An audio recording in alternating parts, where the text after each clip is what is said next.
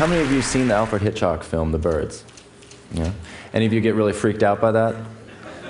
You might want to leave now. So this is a vending machine for crows, and over the past few days, many of you have been asking me, how did you come to this? How did you get started doing this? And it started, as with many great ideas, or many ideas you can't get rid of anyway, at a cocktail party. About 10 years ago, I was at a cocktail party with a friend of mine, and we were sitting there, and he was complaining about the crows that he had seen that were all over his yard and making a big mess. And he was telling me that really we ought to try and eradicate these things. We got to kill them because they're making a mess. And I said that was stupid. You know, maybe we should just train them to do something useful. And he said that was impossible. And I'm sure I'm in good company in finding that tremendously annoying when someone tells you it's impossible. So I spent the next 10 years reading about crows in my spare time.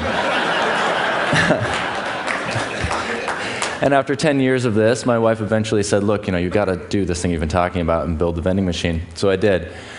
But part of the reason that I found this interesting is that I started noticing that we're very aware of all the species that are going extinct on the planet as a result of human habitation expansion. And no one seems to be paying attention to all the species that are actually living, that are surviving. And I'm talking specifically about synanthropic species, which are species that have adapted specifically for human ecologies, species like rats and cockroaches and crows. And as I started looking at them, I was finding that they had hyper-adapted. They become extremely adept at living with us. And in return, we just tried to kill them all the time. And in doing so, we were breeding them for parasitism. We were giving them all sorts of reasons to adapt new ways. So for example, rats are incredibly responsive breeders, and cockroaches, as anyone who's tried to get rid of them knows, have become really immune to the poisons that we're using. So I thought, let's build something that's mutually beneficial. Well, let's build something that we can both benefit from and find some way to make a new relationship with these species. And so I built the vending machine. But the story of the vending machine is a little more interesting if you know more about crows. It turns out that crows aren't just surviving with human beings, they're actually really thriving. They're found everywhere on the planet except for the Arctic and the southern tip of South America. And in all that area, they're only rarely found breeding more than 5 kilometers away from human beings. So we may not think about them, but they're always around. And not surprisingly, given the human population growth, more than half of the human population is living in cities now, and out of those, 9/10 of the human growth population is occurring in cities. We're seeing a population boom with crows. So bird counts are indicating that we might be seeing up to exponential growth in their numbers. So that's no great surprise. But what was really interesting to me was to find out that the birds were adapting in a pretty unusual way. And I'll give you an example of that.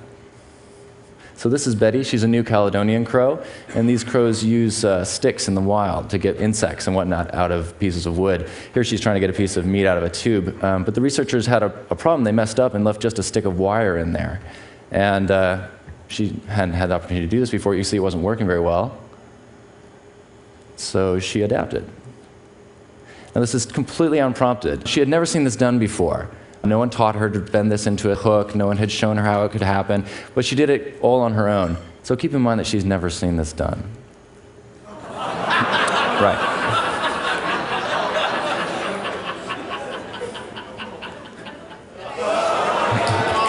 Yeah.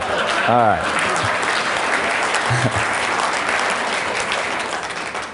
So that's the part where the researchers freak out. So it turns out we've been finding more and more that crows are really, really intelligent. Their brains are proportionate in the same proportion as chimpanzee brains are. There's all kinds of anecdotes for different kinds of intelligence they have. For example, in Sweden, crows will wait for fishermen to drop lines through holes in the ice. And when the fishermen move off, the crows fly down, reel up the lines, and eat the fish or the bait. It's pretty annoying for the fishermen. On an entirely different tack, at University of Washington, they, a few years ago, were doing an experiment where they captured some crows on campus. Some students went out and netted some crows, brought them in and weighed them and measured them and whatnot, and then let them back out again. And were entertained to discover that for the rest of the week, these crows, whenever these particular students walked around campus, these crows would caw at them and run around and make their life kind of miserable. They were significantly less entertained when this went on for the next week and the next month and after summer break, until they finally graduated and left campus, and glad to get away, I'm sure, came back sometime later and found that the crows still remembered them. So, the moral being, don't piss off crows. So, now students at the University of Washington that are studying these crows do so with a giant wig and a big mask. It's fairly interesting. So we know that these crows are really smart, but the more I dug into this, the more I found that they actually have an even more significant adaptation. Crows have become highly skilled at making a living in these new urban environments. In this Japanese city, they have devised a way of eating a food that normally they can't manage. Drop it among the traffic. The problem now is collecting the bits without getting run over. Wait for the lights to stop the traffic.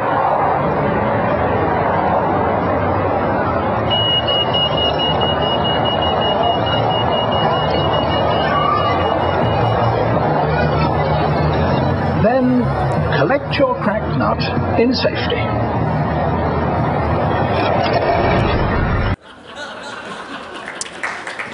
Yeah, pretty interesting. So what's significant about this isn't that crows are using cars to crack nuts. In fact, that's old hat for crows. This happened about 10 years ago in a place called Sendai City at a driving school in the suburbs of Tokyo.